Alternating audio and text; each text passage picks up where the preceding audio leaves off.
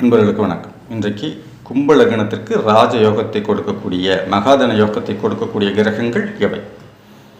முதல் தர ராஜயோகத்தை எந்த விதமான தடங்கல்களும் இல்லாமல் முழுமையான நன்மைகளை கொடுக்கக்கூடியவன் ஒரே ஒரு கிரகம்தான் குரு.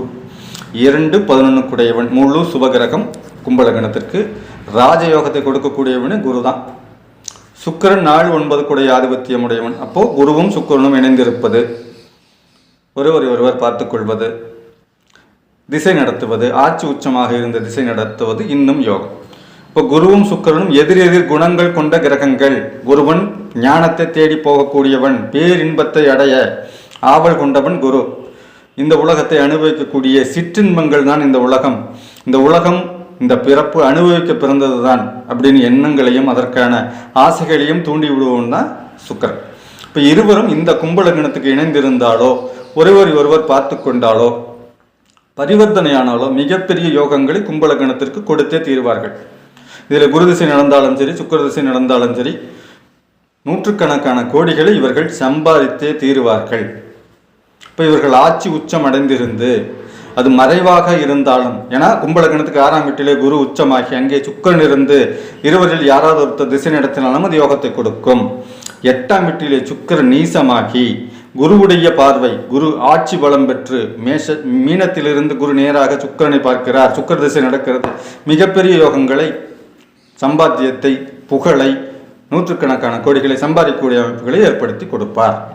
அவர்கள் ஆட்சி உச்சமாக இருந்தால் மட்டுமல்ல, நீசமடைந்து குருவுடைய பார்வை பெற்று அவர் நீச பங்கத்தை அடையும் போதும் சுக்கிர திசை யோக பலன்களை கொடுக்கும் கும்ப லக்னத்திற்கு.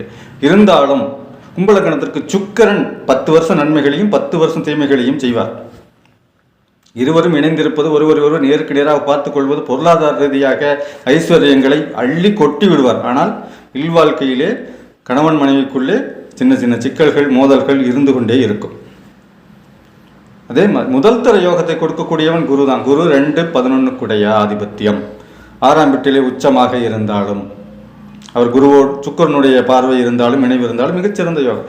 குரு திசை நடப்பவர்கள், கும்ப லக்னத்தில் பிறந்து குரு திசை நடக்கப் பெறுபவர்கள் கொடுத்து வைத்தவர்கள். மிக நேர்மையான வழியிலே மிகப்பெரிய செல்வத்தை, மிகப்பெரிய ஐஸ்வர்யத்தை, நூற்றுக்கணக்கான கோடிகளை கொடுத்து மிகப்பெரிய கௌரவத்தையும் கொடுக்கும் குரு திசை. சுக்கிர திசை நடக்கும்போது 10 வருடம் நன்மைகளையும் 10 வருடம் சின்ன சின்ன சிக்கல்களையும் கொடுத்து மொத்தத்திலே செல்வத்திலே குறை வைக்காமல் இந்த திசைகள் இருக்கும்.